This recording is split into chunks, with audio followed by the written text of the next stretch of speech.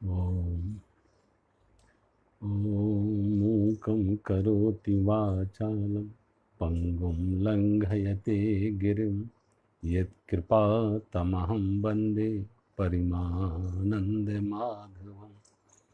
गुरुर्ब्रह्मा गुरुर्विष्णु गुरुर्देवो महेश्वरा गुरु साक्षात् परं ब्रह्म तस्मै श्री गुरुवे नमः।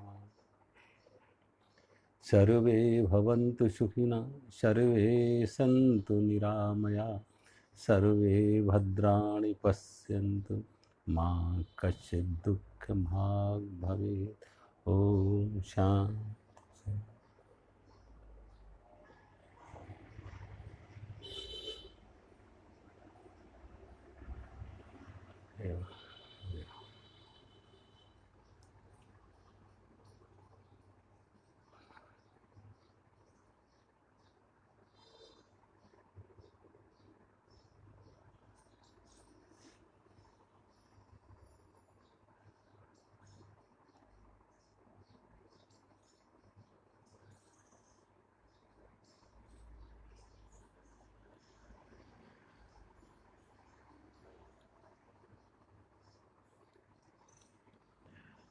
अध्याय 11, श्लोक नंबर 48, 49, 50, 51।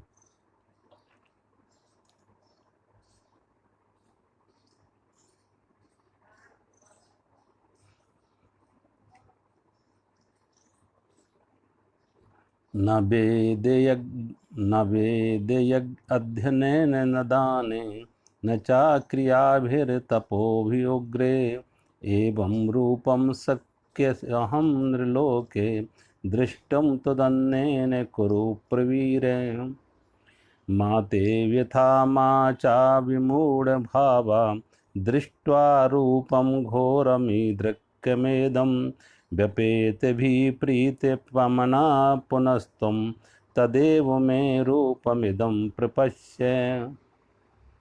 भगवान कहते हैं, हे अर्जुन, मनुष्य लोक में इस प्रकार विश्वरूप वाला मैं न वेद और यज्ञों के अध्ययन से, न दान से, न क्रियाओं से, न उग्र तपों से ही तेरे अतिरिक्त दूसरे के द्वारा देखा जा सकता हूँ। मेरे इस प्रकार इस विकराल रूप को देखकर तुझको व्याकुलता नहीं होनी चाहिए और मूढ़ भाव भी नहीं होना चाहिए। तू भय रहित प्रीतियुक्त मन वाला हो, उसी मेरे शंख चक्र गदा पद्म चतुर्भुज रूप को फिर देख। देखो, भगवान यहाँ कह रहे हैं कि मनुष्य लोक में इस प्रकार विश्व रूप वाला ना मैं वेद अध्ययन से, ना यज्ञों से, ना तप आग उग्र क्रियाओं से, ना किसी कर्म कांड से तेरे अतिरिक्त दूसरे को नहीं देखा जा। तो भगवान क्या यहाँ दो तरह के दो मार्ग दिखाए हैं। एक मार्ग है शक्ति का,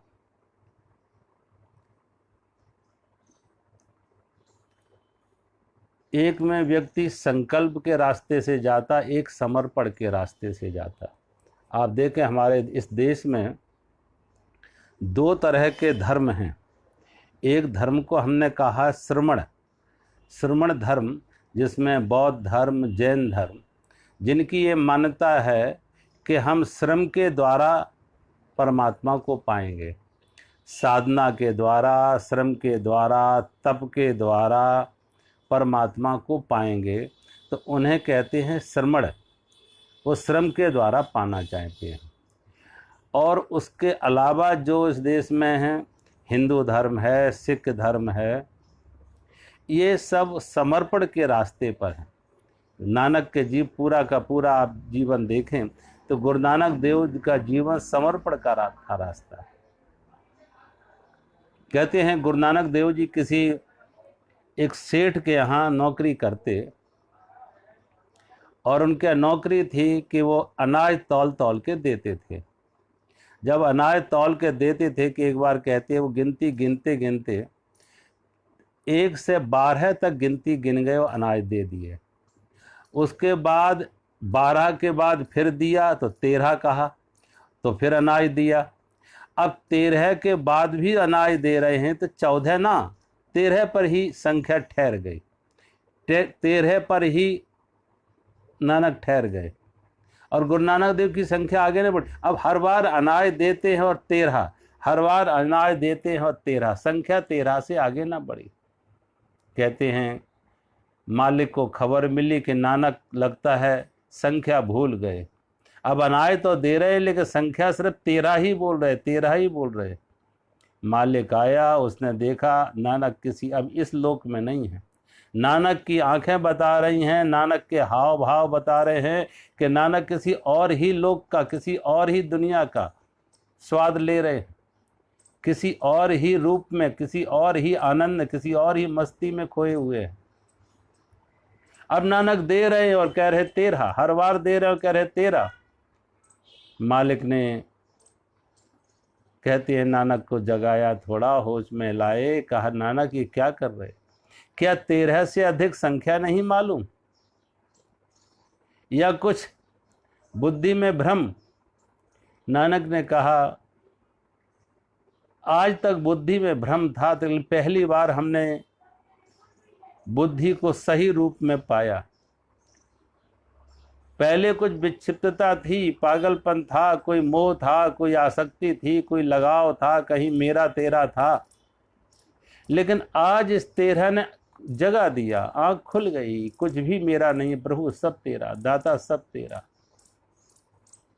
और जब सब उसी का है, परमात्मा का है, विराट का है, तो परमात्मा तो अनंत है, उसे संख्याओं में कैसे बांधोगे, उसे सीमाओं में कैसे बांधोगे, उसकी नाप तौल कैसे करोगे परमात्मा की?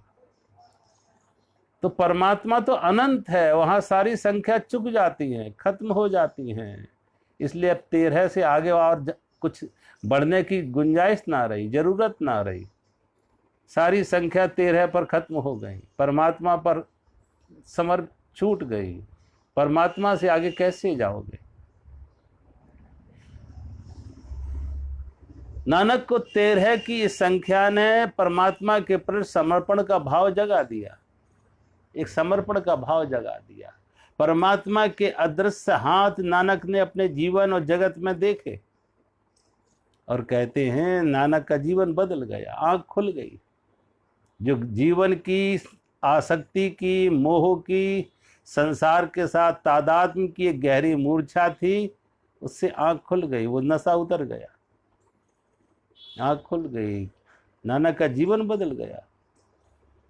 नानक अब इस संसार में नहीं है, संसार में रह रहे, लेकिन नानक किसी और दुनिया का स्वाद ले रहे हैं। किसी नानक के शब्द, नानक के गीत अब नानक के ना रहे, वो परमात्मा के गीत, परमात्मा के शब्द हो गए। नानक मात्र बांसुरी बने परमात्मा को, विराट को उतरने के लिए। कभी कभी कोई नानक, गुरु नानक देव से पूछता कि नानक तुम्हारे जीवन में एक क्रांति कैसे घटित हुई, परमात्मा का संगीत कैसे गूंजा, कौन सी साधना, कौन सा समर्पण, कौन सा तप, कौन सा यज्ञ? तो नानक कहते मैंने कुछ नहीं किया, बस 13। उस 13 ने आंख खुल गई, उस 13 ने जगा दिया। ये 13 है समर्पण।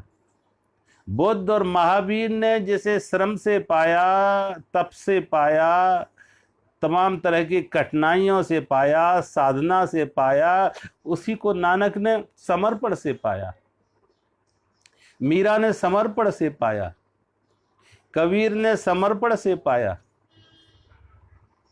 आप देखें कबीर ने, नानक ने कोई बड़ी किसी जंगल में जाके कहीं खड़े रहने की या आग तपने की या कहीं किसी तरह के शरीर को सताने की, तपाने की कोई क्रिया नहीं की। एक मार्ग उनका मात्र था, समर्पण का मार्ग, समर्पण का, संकल्प नहीं, समर्पण। जो संकल्प के मार्ग से चलते हैं वो अपने को ढालते हैं, तपाते हैं संकल्प से, और जो समर्पण के मार्ग पर चलते हैं वो कहते हैं अब मुझे कुछ नहीं करना, मैं जो हूं जैसा हूं प्रभु तुम्ही को बदलना है, मैं जो हूं जैसा हूं आपका हूं, बस जो हूं जैसा हूं आपका हूं, आपको मुझे वैसा ही स्वीकार करना है। और अब मैं तेरे हाथ में है, तू जैसा चाहे मुझे बना ले, जैसा चाहे गढ़ ले, मेरी कोई शक्ति नहीं, मेरी कोई सामर्थ्य नहीं, मेरी कोई योग्यता नहीं, मेरे बस की कोई बात नहीं। ऐसा व्यक्ति अपनी डोर, अपनी पतिवार परमात्मा के हाथों में छोड़ देता। कहते हैं ऐसा व्यक्ति नाव खेता नहीं है, पाल खोल देता। कभी कभी कोई रामकृष्ण परमहंस से पूछते थे, ये संकल्प और समर्पण का मार्ग कैसे, दोनों में क्या अंतर है? संकल्प का मार्ग और समर्पण के मार्ग दोनों में क्या अंतर है? तो रामकृष्ण परमहंस एक उदाहरण देते थे कि देखो, एक किसी व्यक्ति को गंगा पार करनी है, एक को गंगा पार करनी है तो नाव का सहारा लेगा और पतवार चलाएगा, 2 पतवार है, वो पतवार चला के गंगा पार करेगा। ये संकल्प का मार्ग है, संकल्प का मार्ग। और दूसरा मार्ग है समर्पण का। नाव इसके पास है लेकिन पतवार इसके पास नहीं है, पाल खोल देता, पाल खोल देता, समय की प्रतीक्षा करता, हवा की प्रतीक्षा करता। जब हवाएं अनुकूल होती हैं तो पाल खोल देता और हवाएं खुद उसे धक्का लेके दूसरे किनारे पर ले जाती है। हवाएं खुद उसे ले जाती है, वो पाल खोल देता, बस सिर्फ पाल उसने खोल दिया, हवाएं खुद उसको दूसरे किनारे पर ले जाती है, उसे कुछ नहीं करना पड़ा। ये मार्ग समर्पण का मार्ग है।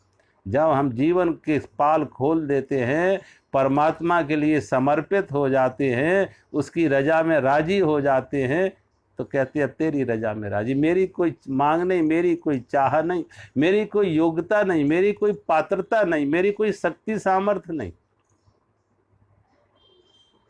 न्याय दर्शन में आप देखें, कहते 2 तरह के न्याय होते हैं। एक न्याय को कहते हैं बिडाला न्याय और दूसरे न्याय को कहते हैं मरकट न्याय। मरकट न्याय क्या है कि आप बंदर का, मरकट वाली बंदर के बच्चे को देखें कि बंदर का बच्चा अपने माँ को पकड़ के रखता है, बंदर का बच्चा अपने माँ को पकड़ के रखता है। बंदर एक डाल से दूसरी डाल, एक मकान से दूसरे मकान छलांग लगाती है, लेकिन बच्चा खुद पकड़ के रखता है। अगर बच्चा ना पकड़े तो गिर सकता है। लेकिन दूसरा न्याय है बिडाला न्याय। बिडाला कहते बिल्ली को, बिल्ली का बच्चा माँ को नहीं पकड़ती है। बिल्ली का बच्चे ने अपने को छोड़ दिया माँ के ऊपर, जिसे तुझे जैसे चाहे वैसे ले जा, जहां रखना हो वहां रख। तो बिल्ली खुद अपने बच्चे को अपने मुंह में दबा के एक जगह से दूसरी जगह, दूसरी जगह से तीसरी जगह खुद ले जाती। जब तक वो बड़ा नहीं हो जाता, बच्चा नहीं चलता है, बच्चा नहीं पकड़ता है, बिल्ली ही पकड़ के ले जाती है। तो उसी मुंह से कभी चूहे को पकड़ती तो मार देती है, लेकिन अपने बच्चे को पकड़ती तो दांत नहीं लगते, कोई खरोंच नहीं आती। खुद अपने बच्चे को मुंह में दबा के एक जगह से दूसरी जगह ले जाती है। आप देखो, कभी कुत्तों के बच्चे भी, बच्चा छोटा है तो माँ खुद अपने छोटे बच्चे को इधर उधर हो जाए तो खुद अपने मुंह से दबा के अपने बच्चे को अपनी जगह पर लाती है, मुंह में दबा के लाती है, लेकिन दांत नहीं लगते हैं उसे। सोचो, अब वो भक्त का समर्पण का रास्ता है, वो बिल्ली कैसा रास्ता है, बिल्ली के बच्चे जैसा रास्ता। तेरी रजा में राजी, तेरी मर्जी, जो जैसे चाहे तू नचा ले, जैसे चाहे जहां चाहे ले जा। और संकल्प का रास्ता मरकट न्याय का है, मरकट का है, बंदर का है कि वो खुद पकड़ता है। बुद्ध महावीर ने परमात्मा को अपने श्रम से पाया, तप से पाया, संकल्प से पाया। नानक ने पाया, मीरा ने पाया, कबीर ने पाया, महाप्रभु चेतन देव ने पाया, समर्पण से पाया। तेरी रजा में राजी, मेरी कोई रजा नहीं, मेरी कोई मर्जी नहीं, मेरी कोई शक्ति नहीं। अब भगवान कहते हैं ये तप से नहीं पाएंगे कि कोई कठोर तप करके परमात्मा के इस विराट रूप को देख ले। ये तो जब उसकी वो दृष्टि देता है। यहाँ भी देखो, अर्जुन की पात्रता नहीं थी, भगवान की कृपा थी कि भगवान ने खुद अर्जुन को दिव्य चक्षु दिए। परमात्मा ने, भगवान ने खुद अर्जुन को दिव्य चक्षु दिए अपने रूप देखने के लिए, अन्यथा वो दिव्य चक्षु ना। और महाभारत के युद्ध की घटना है, महाभारत का युद्ध जहाँ दोनों सेनाएं आमने सामने खड़ी हैं उस युद्ध के मैदान में अर्जुन को भगवान का ये रूप दिख रहा है, लेकिन सोचो वहाँ कितने लोग रहे होंगे युद्ध के मैदान में।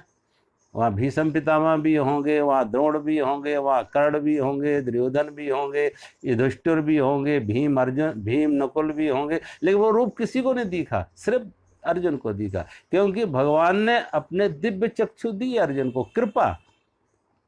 अर्जुन ने दिव्य चक्षु पाए नहीं है कि अपनी शक्ति से, योग्यता से, संकल्प से पाया ना, भगवान ने दिए, कृपा।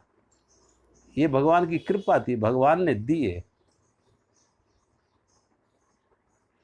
तो परमात्मा को कभी कभी आप देखो, बच्चा छोटा है तो छोटे बच्चे की चिंता खुद माँ करती है। माँ करती है कि कहाँ है, कैसे है। माँ कुछ काम भी कर रही हो तो हर बार उसकी एक दृष्टि बच्चे पर रहती है। और बच्चा जब बड़ा हो जाता, वयस्क हो जाता, प्रौढ़ हो जाता, तो माँ फिर उसकी चिंता नहीं करती है, फिर उसकी चिंता नहीं करती है। तो जो भक्त हैं, जो समर्पण के मार्ग पर हैं, भक्त हैं, वो बालक की तरह, और जो संकल्प के मार्ग पर हैं, श्रम के मार्ग पर हैं, वो है बुद्ध की तरह, वो है प्रौढ़, वो प्रौढ़। तो परमात्मा, अब यहाँ पे अर्जुन ने खुद भगवान कह रहे कि इस रूप को पाने के लिए तमाम, देखो इन महापुरुषों में दृष्टि आई, लेकिन परमात्मा के विराट रूप को नहीं। परमात्मा को विराट रूप देखें, आप बुद्ध की वाणी देखें, महावीर की वाणी देखें, उन्होंने तो परमात्मा के अस्तित्व को ही इनकार किया। इसलिए बौद्ध दर्शन को तो नास्तिक दर्शन कहते हैं। उन्होंने परमात्मा के अस्तित्व को ही इनकार किया, क्योंकि स्वाभाविक है, जो श्रम और संकल्प के मार्ग से जाएगा वहां को वो खोजेगा, वो श्रम से पाना चाहता, वो उसे परमात्मा नहीं मिलेंगे। लेकिन ये परमात्मा का भाव उन्हीं में आएगा, समर्पण, जिनमें समर्पण का भाव है, जिन्होंने विराट को देखा, चारों ओर परमात्मा की लीला को देखा, उसके समर्पण को देखा, उसकी शक्ति को देखा। और जो परमात्मा की शक्ति को देख के समर्पण में आए हैं, उन्हें सब जगह वही, उसी का दर्शन हो रहा। तो ये कहीं बुद्ध और महावीर ने परमात्मा के ऐसे विराट रूप की चर्चा नहीं की है जो अर्जुन ने यहाँ की है। इसलिए भगवान कहते, तुम्हारे अलावा मैंने किसी और को नहीं ये रूप दिखाए। पहले भी ऐसे तमाम लोग हुए जो संकल्प के रास्ते से चले हैं, जो संकल्प के रास्ते से चले, ऐसे बहुत लोग हुए हैं। लेकिन परमात्मा जब अपना, एक तरह से आप देखें, जब बालक प्रौढ़ हो जाता तो माँ बाप भी थोड़ी दूरी बना लेते, और जब बालक होता है तो माँ बाप के ज़्यादा नज़दीक होता है। ऐसे ही परमात्मा अपने भक्तों के ज़्यादा नज़दीक हैं, और उनकी मर्जी में कि जैसे वो चाहते वैसे रूप भगवान ले लेते। अब रामचरितमानस में आता कि जैसा रूप चाहा, कौशल्या के सामने भगवान किस रूप में आए थे? चतुर्भुज रूप में। लेकिन माता कौशल्या बोली, ना, ये रूप नहीं चाहिए, ये तो जगत पिता का रूप लेके आप आए, परमात्मा का रूप लेके आए, भगवान ये नहीं, मुझे तो पुत्र रूप चाहिए, मुझे तो पुत्र रूप चाहिए। तो जो चतुर्भुज भगवान थे वो बालक बन जाते, माँ की बात। माता पुण्य बोली सो मत डोली। जब भगवान प्रकट हुए थे चतुर्भुज रूप में, भय प्रगट कृपाला दीन दयाला कौशल्या हितकारी हर्षित महतारी मुन मन हारी अद्भुत रूप निहारी लोचन अभिरामा तन घन श्यामा निज आयुध भुज चारी। चतुर्भुज रूप में आए थे। लेकिन माता ने कहा नहीं, ये चतुर्भुज रूप नहीं। माता पुण्य बोली सो मत डोली तजहु तात यह रूपा कीजे शिशु लीला सो प्रिय शीला ये सुख परम अनूठा सुन बचन सुजाना रोदन ठाना होय बालक सुर भूपा। जो चतुर्भुज भगवान थे, माता अपन बोली सो मत डोली तजहु, ये रूप नहीं चाहिए, चतुर्भुज रूप नहीं चाहिए। तो जो चतुर्भुज भगवान थे वो फिर बालक रूप में आ जाते, शिशु बन जाते, शिशु बन के माँ की गोद में आ जाते। और जब बालक रोने लगा तो माँ स्तनपान कराने लगती। ये सुख परम अनूठा, एक माँ के लिए ये परम अनूठा आनंद है, अनुभव है जीवन का, ये सुख। तो भगवान को अब तो जो तुलसीदास के जीवन की वो घटना कहते, तुलसीदास भी कृष्ण के सामने नहीं झुके, कहा ये रूप नहीं चाहिए, ये रूप नहीं चाहिए। अब तुलसीदास के इष्ट थे राम, धनुषधारी राम, लेकिन जब कृष्ण मंदिर में जाते वह बांसुरी के लिए कृष्ण को देखा तो कहा ना, ये रूप नहीं चाहिए। कहा कहूँ छब आपकी, कहा कहूँ छब आपकी, भले बने हो नाथ। ओ तुलसी मस्तक तब नभे, जब धनुष बाण लो हाथ। गोस्वामी तुलसीदास ने कहा कि तुलसी मस्तक तब नभे, जब धनुष बाण लो। भक्त भगवान को अपने अनुसार चलाते हैं, ये समर्पण है, ये भाव है। कभी देखो छोटा बच्चा अपने ढंग से माँ को चलाती है, क्योंकि बच्चा निर्दोष है लेकिन भाव शुद्ध है। उसके भाषा में अशुद्धि होगी, उसकी क्रिया में अशुद्धि होगी, लेकिन भाव में शुद्धि है, प्रेम में शुद्धि है, समर्पण है। तो तुलसीदास ने कहा ये रूप नहीं चाहिए, तुलसी मस्तक तब नभे, जब धनुष बाण लो हाथ। अपने भक्त का भाव देखो तो कहते हैं जो वेणुधारी कृष्ण थे, बंसी धारी कृष्ण थे, वो धनुषधारी राम बन जाते। तो मुरली मुकट छिपाए के, मुरली मुकट छिपाए के, लियो धनुष सर हाथ। और अपने भक्त के कारण तो कृष्ण भय रघुनाथ। कहते हैं उन्हें मुरली मुकट छिपा के लियो धनुष सर हाथ, धनुष बाण हाथ में ले लिए, और अपने भक्त के कारण कृष्ण भय रघुनाथ, जो कृष्ण थे वो रघुनाथ बन जाते। ये भाव, भक्त का भाव, भक्त का प्रेम भगवान को भी विवश करता है, भगवान को भी अपने अनुसार ढाल लेता। प्रेम में बड़ी शक्ति है, भाव में बड़ी शक्ति है। और ध्यान रखना, जब प्रेम हो तो प्रेम में अहंकार संकल्प में तो फिर भी अहंकार रहता है। आप देखो संकल्प के साथ तो अहंकार रहेगा, क्योंकि अगर अहंकार नहीं हो तो संकल्प मजबूत नहीं होगा। जितना मजबूत अहंकार हो उतना मजबूत संकल्प होता, जितना मजबूत अहंकार हो उतना मजबूत संकल्प होता। लेकिन प्रेम के मार्ग पे अहंकार नहीं होता, प्रेम के मार्ग में अहंकार नहीं होता। इसलिए कबीर ने कहा, जब मैं था तब गुरु नहीं, जब मैं था तब गुरु नहीं, अब गुरु है मैं नाई। और प्रेम गलियति साकरी, जा में दो न समाय। प्रेम गलियति साकरी, जा में दो न समाय। प्रेम का मार्ग इतना तंग है कि इसमें गुरु और मैं, परमात्मा और अहंकार दोनों साथ नहीं चलेंगे। ऐसे ही है जैसे अंधकार और प्रकाश एक साथ नहीं रह सकते, ऐसे ही परमात्मा और मैं, अहंकार दोनों एक साथ नहीं चलेंगे। तो जब अहंकार टूटता है तभी प्रेम आता है। प्रेम में अहंकार नहीं होता, समर्पण होता है। कबीर ने समर्पण से, प्रेम से परमात्मा को पाया कि प्रेम में अहंकार का विसर्जन है। और रामचरितमानस में देखो, भगवान ने बार बार एक ही बात कही कि परमात्मा को पाने के लिए संकल्प नहीं, समर्पण, और कोई तप क्रिया नहीं, बल्कि प्रेम। प्रेम का मार्ग ऐसा है। जब परम राम ही केवल प्रेम प्यारा, राम ही केवल प्रेम प्यारा, जान ले सो जानन हारा।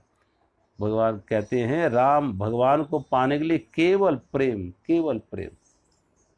और प्रेम से, प्रेम, परमात्मा सर्वत्र व्याप्त है, लेकिन सर्वत्र व्याप्त परमात्मा को कैसे प्रकट हो? जहां तुम प्रेम से पुकारो, जहां तुम प्रेम से पुकारो, जहां तुम्हारी प्रेम की पुकार उठे वो प्रार्थना है, वही मंदिर हो गई। घर में हो, वन में हो, बस्ती में हो, कहीं जहां तुम्हारे प्रेम से एक पुकार उठे वो प्रार्थना, और वही मंदिर, वही परमात्मा प्रकट। हर व्यापक सर्वत्र समाना, हर व्यापक सर्वत्र समाना, और प्रेम ते प्रगट होई में जाना। परमात्मा सर्वत्र व्याप्त है, लेकिन सर्वत्र व्याप्त परमात्मा को प्रकट करने के लिए क्या चाहिए? प्रेम ते प्रकट हो, भाव चाहिए, प्रेम चाहिए। जहां तुम प्रेम से पुकारोगे परमात्मा प्रकट है, परमात्मा प्रकट है। प्रेम चाहिए, प्रेम से प्रकट हो ही में जाना। अगर हम मंदिर में भी हैं और मंदिर में प्रेम नहीं है, वहां पे भी स्वार्थ लेके गए हैं, मांग लेके गए हैं, चाह लेके गए हैं, कामनाएं लेके गए हैं, तो मंदिर मंदिर नहीं रहा, प्रार्थना प्रार्थना ना रही। और तुम कहीं भी घर में भी बैठ के परमात्मा को भाव प्रेम से समर्पण कर दो तो वो प्रार्थना हो गई, वही परमात्मा प्रकट है। प्रेम ते प्रकट हो ही में जाना। तो परम जो अब भगवान को अर्जुन अपने ढंग से कह रहा, और फिर भगवान ये कह रहे अर्जुन तुझे मेरा इस विकराल रूप देखकर व्याकुल नहीं होना चाहिए, मूढ़ भाव नहीं होना चाहिए। अब भगवान ने ये रूप दिखाया तो अर्जुन के कहने से दिखाया। अर्जुन ने कहा कि ये रूप दिखाओ, तो भगवान ने वो रूप दिखाया, और उस रूप को देखने के लिए अर्जुन को भगवान ने अपनी दृष्टि दी, दिव्य चक्षु दिए। और अर्जुन ने जब ये भगवान का विकराल रूप देखा कि भगवान के मुंह में तमाम मनुष्य ऐसे जा रहे हैं मौत के मुंह में जैसे कोई नदियां सागर में जा रही हैं, और पतंगे जैसे आग में अपनी आहुति दे रहे हैं, ऐसे सब भगवान के विकराल रूप में जा रहे हैं, मुंह में जा रहे हैं, मौत के मुंह में। कुछ को भगवान ने चबा डाला है, कुछ उनकी दाढ़ों में उलझे हुए हैं। जब ये रूप देखा भगवान का विकराल रूप, तो अर्जुन भयभीत हो जाता, भूल गया कृष्ण की मित्रता, भूल गए भगवान का भाव प्रेम के। भगवान ये खुद ही मांग की थी और भगवान ने अपना रूप दिखाया और दिव्य चक्षु दिए, लेकिन अर्जुन एक क्षण के लिए भूल गया, ये भाव ही भूल गया। तो भगवान कहते हैं अर्जुन तुझे व्याकुल नहीं होना, तूने तो ही कहा। अब रामलीला तुम देखने जाओ, बहुत बार ये भ्रांति हो जाती है, बहुत बार हो जाती है कि हम उस रूप को यथार्थ मान लेते हैं, लीला को भी लीला ना मान के यथार्थ मान लेते हैं। भगवान कभी कभी देखो, हम लोग जब कभी रामलीला देखने जाते हैं, कृष्ण लीला हो, रामलीला हो, कभी कभी ऐसे दृश्य होते हैं जो बहुत भावुक होते हैं। कहीं सीता का हरण हुआ है, लक्ष्मण को शक्ति लगी हुई है, सीता स्वयंवर में राम धनुष नहीं तोड़ रहे, महाराज जनक विलाप कर रहे हैं। ऐसे बहुत दृश्य होते जो बड़े कारुणिक हैं। ऐसे कारुणिक दृश्य देख के कितने लोगों के आंखों में आंसू आ जाते, लेकिन ये भूल ही जाते हैं कि ये सब लीला है, ये सब खेल है। कभी कभी कोई फिल्म आप देखने जाते और फिल्म कहीं बहुत कारुणिक हो, मार्मिक हो, हृदय स्पर्शी हो, दर्द भरी हो, तो लोगों के आंखों में आंसू आ जाते, रूमाल गीले हो जाते। लेकिन ये भूल ही जाती है सब लीला है, ये खेल है। वो कहते हैं ईश्वर चंद्र विद्यासागर के बारे में कि एक बार वो किसी लीला नाटक करने वाले ने, एक नाटक कंपनी के डायरेक्टर ने ईश्वर चंद्र विद्यासागर से प्रार्थना की कि मैं आपको चाहते कि आप मेरी उस नाटक कंपनी का उद्घाटन करें और नाटक देखें। मैं आपसे प्रार्थना करने आए, आमंत्रित करने आए। कहते हैं ईश्वर चंद्र विद्यासागर ने उस नाटक कंपनी के जो निर्माता निर्देशक था उसके उस निमंत्रण को स्वीकार किया और गए देखने। जब देखने वहाँ गए तो एक दृश्य ऐसा आ गया जिसमें देखा कि अब स्वाभाविक है, जहाँ हीरो होता है वहाँ विलेन भी होता है, जहाँ राम होगा वहाँ रावण भी होगा, तो दोनों पक्ष होते हैं। अगर ये दोनों ना हो तो लीला आगे बढ़ती कैसे? अच्छे के साथ बुरा ना हो तो वो नाटक आगे ना बढ़ेगा। राम के साथ रावण को अगर हटा दो तो रामलीला गई, रामलीला ही गई, खत्म। राम की महिमा बढ़ाने के लिए रावण का होना जरूरी है। तो उसमें एक ऐसा पात्र था कि जिसमें वो पात्र एक स्त्री को तंग कर रहा था, स्त्री से छेड़छाड़ कर रहा था, तंग कर रहा था। जब ये दृश्य वो चल रहा था तो ईश्वरचंद्र विद्यासागर भूल बैठे कि ये हम एक नाटक देख रहे हैं। ईश्वरचंद्र विद्यासागर को इतना क्रोध आया कि उन्होंने जूता उतार के उस जो नाटक कर रहा था, अभिनय कर रहा था, जो एक स्त्री को छेड़ने का अभिनय कर रहा था, एक खलनायक का पार्ट अदा कर रहा था, खलनायक का अभिनय कर रहा था, उस खलनायक को जाके पीटने लगे। कहते हैं वो खलनायक भी जो था, विलेन का जो रोल कर रहा था, वो बड़ा समझदार था। उसने ईश्वरचंद्र विद्यासागर के पैर छुए और वो जूता उनसे ले लिया कि कृपया करके इससे बड़ा पुरस्कार मुझे जिंदगी में आज तक कभी कोई नहीं मिला, इससे बड़ा मेरे लिए जीवन में और कोई पुरस्कार नहीं हो सकता है कि आप जैसे विद्वान, और आप भी भुलावे में आ गए कि ये यथार्थ नहीं है, ये नाटक है। आपने भी नाटक को यथार्थ मान लिया, आप भी भूल गए। अब किसी भी नाटक में अगर खलनायक ना हो तो नायक की गरिमा ना रहती। नायक की गरिमा, नायक की महिमा बढ़ाने के लिए खलनायक चाहिए। लेकिन जब उस खलनायक ने खलनायक का रोल किया, अभिनय किया, तो ईश्वरचंद्र विद्यासागर को भी क्रोध आ गया, भूल गए। अर्जुन भक्त ने जैसा चाहा था कि प्रभु मैं आपका ये रूप देखना चाहते हैं, भगवान ने वो रूप दिखाया, अपने दिव्य चक्षु दिए, लेकिन अर्जुन फिर भयभीत हो जाता और भयभीत हो जाता। और ये भयभीत भी कैसे होते? भगवान कहते विमूढ़ होकर, तुझे विमूढ़ हो गया। मूढ़ भाव का अर्थ है कि मूर्छा में आ गया, होश खो बैठा। कभी भी ऐसी जब किसी नाटक को यथार्थ समझ लेते हैं तो ध्यान रखना वहां मूर्छा आ जाती है, होश खो बैठे हैं, सजगता का भाव हो जाता। जैसे हम स्वप्न को सत्य मान लेते हैं, जैसे स्वप्न को सत्य मान लेते हैं, सोते हुए मूर्छा में स्वप्न को सत्य मान लेते हैं, ऐसे जागृत में भी कभी कभी इस ऐसे दृश्यों को हम सत्य मान लेते हैं, तो वो जागृत नहीं है, वहां पे मूर्छा है, बेहोशी है। इसलिए भगवान कहते हैं तू उस मूढ़ भाव से मूढ़ भाव आया, इसलिए तू व्याकुल हुआ। क्यों? तुझे मूर्छा आ गई, भूल गया कि अपने तूने ये अनुरोध किया था, इसलिए मैंने ये लीला दिखाई। ये भगवान की लीलाएं हैं। और भयभीत हो गया, और भयभीत होकर प्रीत युक्त मन वाला होकर भी, तू प्रीत युक्त है और मन वाला होकर भी तू भयभीत हो गया। अब सोचो, अगर प्रीत युक्त मन हो तो भय का कोई कारण नहीं। प्रेम है, भय का कारण है प्रेम का अभाव। कभी कभी ऐसा लोग कहते हैं ना कि बिना भय के भगवान को लोग भजते नहीं हैं। अगर भगवान को भय से जो भजते हैं तो वो कभी भजन नहीं होगा।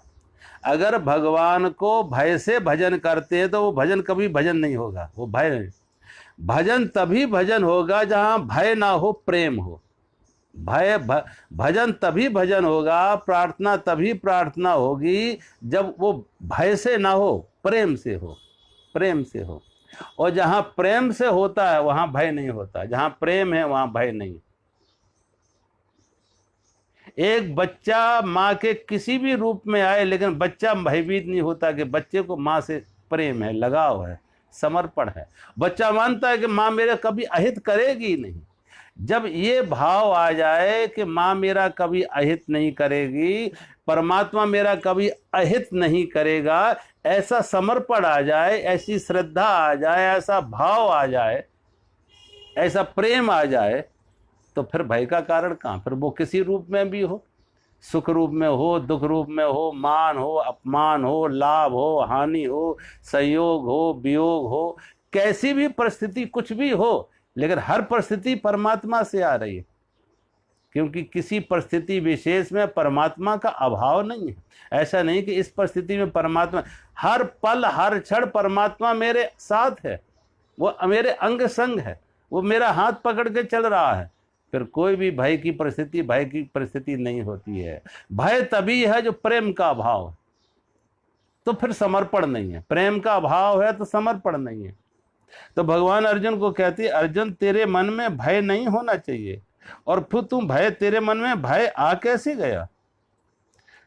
तो अब अर्जुन को भगवान अपना चतुर्भुज रूप दिखा रहे हैं, चतुर्भुज रूप दिखा रहे हैं। शंख चक्र गदा पद्म भगवान, क्योंकि जब भगवान ने अपना विश्व रूप दिखाया था तो उसमें एक रूप चतुर्भुज रूप भी दिखाया था, लेकिन भगवान का ये चतुर्भुज रूप अर्जुन को प्रिय लगा, सौम्य रूप था, प्रिय लगा। तो अर्जुन मांग करता कि अब मुझे अपने चतुर्भुज रूप का दर्शन कराओ, तो भगवान ने अर्जुन को अब चतुर्भुज रूप का दर्शन कराया, चतुर्भुज रूप का दर्शन कराया। अगले श्लोक में संजय कह रहे हैं,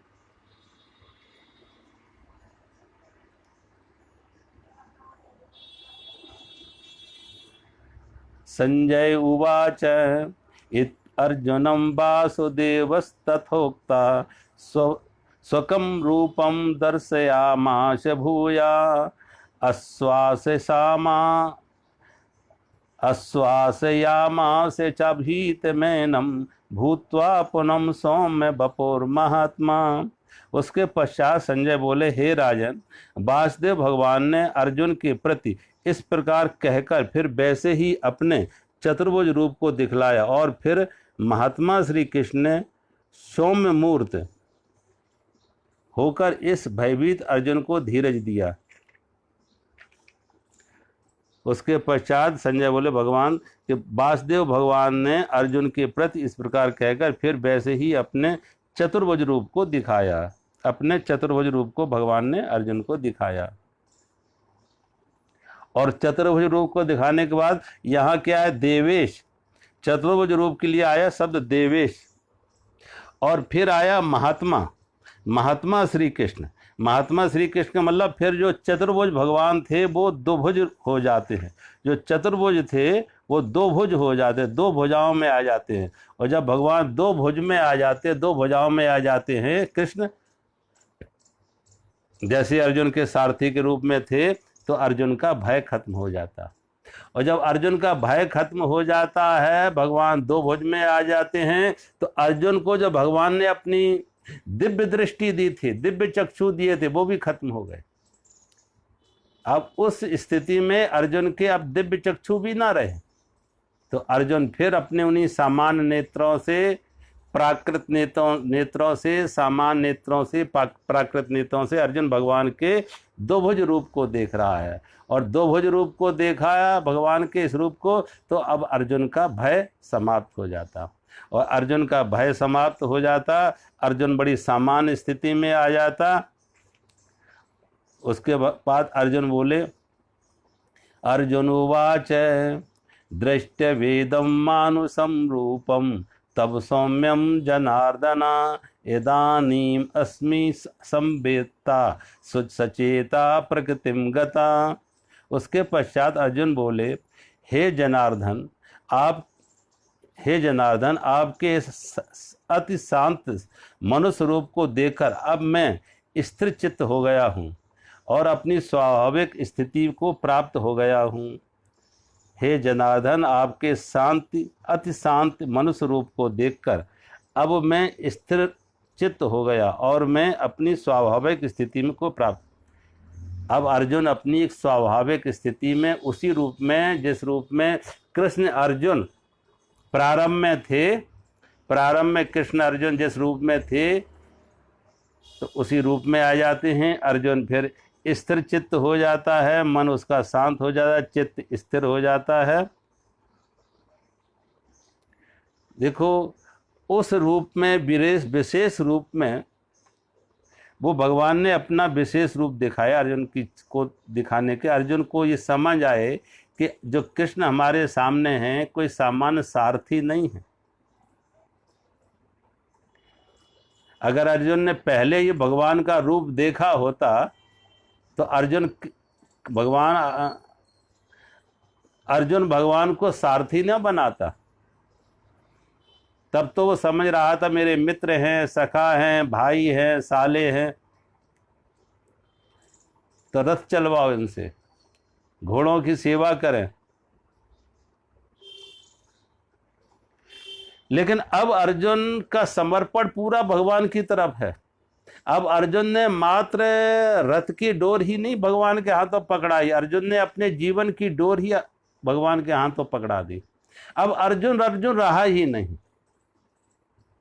अर्जुन शब्द का जो अर्थ है, ऋजु कहते हैं सीधा सरल, जो सीधा सरल है उसे कहते हैं ऋजु। और अर्जुन माने जो टेढ़ा मेढ़ा है, वक्र है, टेढ़ा मेढ़ा है, चतुर चालाक है, तो अर्जुन है।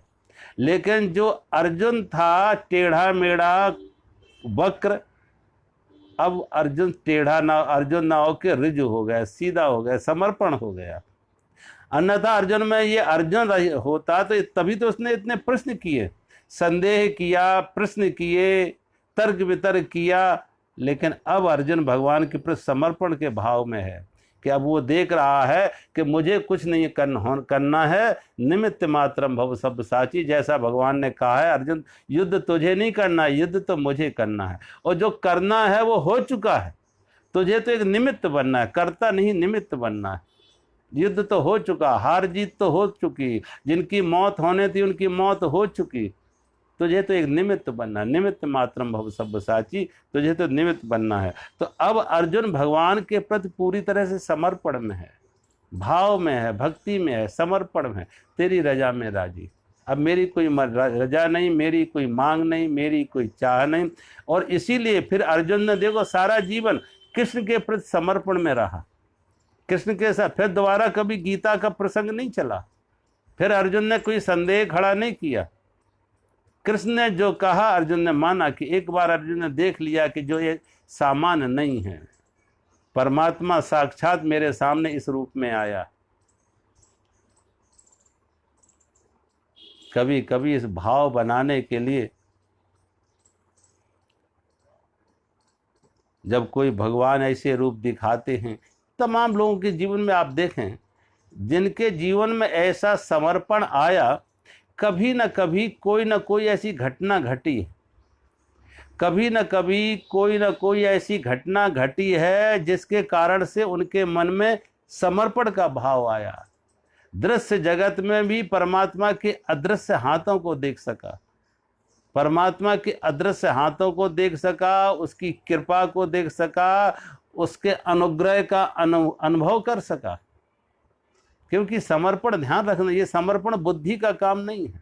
ये श्रद्धा जो है कोई बुद्धि से, तर्क से, पढ़ने से कहीं नहीं आती है, किसी के कहने से नहीं आती, किसी के सुनने से, किसी के पढ़ाने से, बहुत पढ़ तप किसी से नहीं। ये जो श्रद्धा आती है स्वयं अंदर के अनुभव से आती है, अंदर के अनुभव से।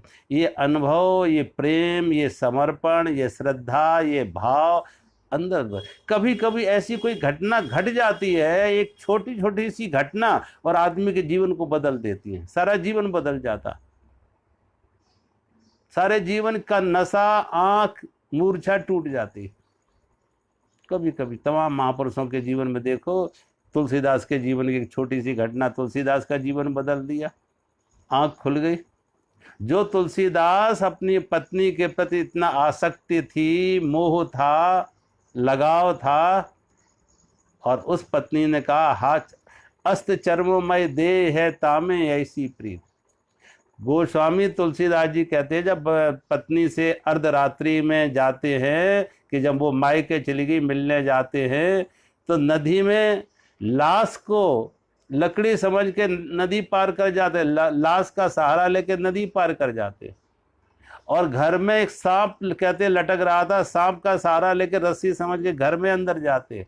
और पत्नी ने उनकी ये दशा देखी तो धिक्कारा के अस्थि चर्ममय देह है तामे ऐसी प्रीत। और ऐसी जो श्री राम से कहा हुए भवभीत, ये हार्ड मास के शरीर से ऐसा लगाव, अगर ऐसा लगाव परमात्मा से किया होता तो जीवन में कुछ और ही क्रांति घटी होती, और ही परमात्मा की अनुकंपा बरसी होती। तो कहते हैं तुलसीदास की आंख खुल गई, वो मोह की मूर्छा टूट गई, वो स्वप्न टूट गया, आंख खुल गई। कितने पता नहीं परमात्मा किस किस रूप में कब कैसे किसको जगा दे। किसी को कोई ठोकर लगने से जगा दे। कहते हैं जब ठाकुर कृपा करते हैं तो ठोकर भी देते हैं। जब ठाकुर की कृपा होती है तो ठाकुर कभी कभी मूर्छा तोड़ने के लिए ठोकर भी देते हैं। तो ठाकुर की कृपा, ठोकर में भी ठाकुर की कृपा है कि मूर्छा तोड़ने के लिए, या अहंकार तोड़ने के लिए, ये आसक्ति तोड़ने के लिए, कभी कोई प्रतिकूल परिस्थिति आ जाए, कभी कोई अनुकूल परिस्थिति आ जाए, कैसी भी परिस्थिति, भगवान को खुद निर्णय, भगवान खुद समझते कि वो उसे कैसे जगाना है। कभी कभी देखो बच्चा सोया हो तो माँ हल्की सी आवाज देती है और बच्चा जग जाता है। कभी माँ हल्की सी आवाज दे और बच्चा जग जाए अगर बच्चा सोया हुआ है। और कभी कोई ऐसा बच्चा हो ढीठ जो कोई माँ की आवाज से ना सोए, तो माँ उसको पानी का हल्का सा छींटा मारेगी, पानी का हल्का सा छींटा मारेगी जिससे उसकी आंख खुल जाए। और कोई फिर भी ना जागे तो फिर माँ उसकी चादर रजाई खींचेगी। और कोई चादर रजाई से भी ना जगे तो माँ उसके हाथ पकड़ के बिस्तर से बाहर खड़ा करेगी, उसे जगाना है। ऐसे परमात्मा देखते हैं कि उसका जो सामने पात्र है, शिष्य है, भक्त है, वो कितनी गहरी मूर्छा में है। हल्की मूर्छा है तो छोटी सी घटना में जीवन बदल जाता है। कोई गहरी मूर्छा है, बड़ी मूर्छा है तो जरा बड़ा यत्न करना पड़ता परमात्मा को। लेकिन ये उसकी है कृपा, ये है उसकी कृपा कि वो अपने भक्त को न मालूम कौन सा कारण बना दे संसार के मोह से मुक्त करने के लिए, संसार की इस मूर्छा को तोड़ने के लिए। तो भगवान ने अर्जुन को ये सारा दृश्य दिखा के अर्जुन के मन में जो एक अहंकार था कि मैं युद्ध करेंगे तो युद्ध होगा, मैं महाभारत का युद्ध लड़ेंगे तो होगा, और अगर हम पलायन कर जाएंगे युद्ध के मैदान से चले जाएंगे तो महाभारत का युद्ध रुक जाएगा। तो अर्जुन का जो ये अहंकार था, अर्जुन का ये घमंड था, वो भगवान ने उतारा कि तुम्हारे ना करने से भी महाभारत का युद्ध होगा, वो रुकेगा नहीं, वो तो हो चुका, वो सारा खेल खेला जा सका, तुझे तो निमित्त बनना है। तो अर्जुन का भगवान ने अहंकार तोड़ा, आसक्ति तोड़ी, मोह तोड़ा और होश दिलाया। और अर्जुन फिर भगवान के इस रूप को देख के परमात्मा के प्रति अब संकल्प से नहीं, समर्पण के रास्ते पर आ गया, प्रेम के मार्ग पर आप गया कि प्रभु तेरी मर्जी, तेरी रजा में राजी, मेरी कोई मांग नहीं। अब वो नदी के विपरीत नहीं बह रहा, नदी के साथ बह रहा है। जो नदी के विपरीत बहते हैं वो संकल्प का रास्ता है, वो जो नदी के साथ बहते हैं, नदी के प्रवाह में बहते हैं, वो समर्पण का रास्ता है। संकल्प के रास्ते पर शक्ति चाहिए, सामर्थ्य चाहिए, और फिर भी बहुत बार पराजय मिलेगी, हार मिलेगी, लेकिन समर्पण के जो मार्ग पर है वो उन्हें पराजय नहीं है। जो समर्पण के मार्ग पर हैं वो उस तेरी रजा में राजी है। परमात्मा के विपरीत नहीं जा रहे, परमात्मा के अनुकूल प्रवाह में, जहाँ परमात्मा ले जाए, मेरी कोई मांग नहीं, मेरी कोई चाह नहीं, जहाँ पहुँचा दे वही किनारा, जहाँ पहुँचा दे वही मुकाम, जहाँ डुबा दे वही मंजिल। जो ऐसा समर्पण के मार्ग पर है, परमात्मा के अनुकूल बह रहा है, उसके प्रवाह में भगवान कहते हैं कि अब अर्जुन जो अपनी स्वाभाविक स्थिति में आ गया और कह रहा है, हे जनार्दन, इस शांति अति शांत मनुष्य रूप को देखकर अब मैं स्थिर चित्त हो गया, चित्त स्थिर हो गया, और अब अपनी स्वाभाविक स्थिति में आ गया, चित्त स्थिर हो गया। अर्जुन इससे पहले अस्थिर चित्त था। जब युद्ध के मैदान में आए कृष्ण, जब दोनों सेनाओं को देखा तो अस्थिर चित्त हो गया, और तब कृष्ण ने गीता सुनाई। लेकिन अब फिर स्थिर चित्त हो गया, कहा मुझे कुछ नहीं करना है, मुझे तो बांसुरी बननी है, उतरेगा विराट, संगीत विराट का, परमात्मा का, मुझे कुछ नहीं करना है। अब मैं करता नहीं, मैं निमित्त हूँ। अर्जुन अब अपने को करता नहीं, निमित्त मान रहा है। अब अर्जुन बांसुरी बना, शब्द संगीत अब परमात्मा का होगा, विराट का होगा। अर्जुन मात्र खाली और खोखलिया एक बांसुरी बना, परमात्मा को उतरने के लिए, विराट को उतरने के लिए। आज हम यहीं विराम करते हैं। मेरा सभी को प्रणाम। हरि ओम।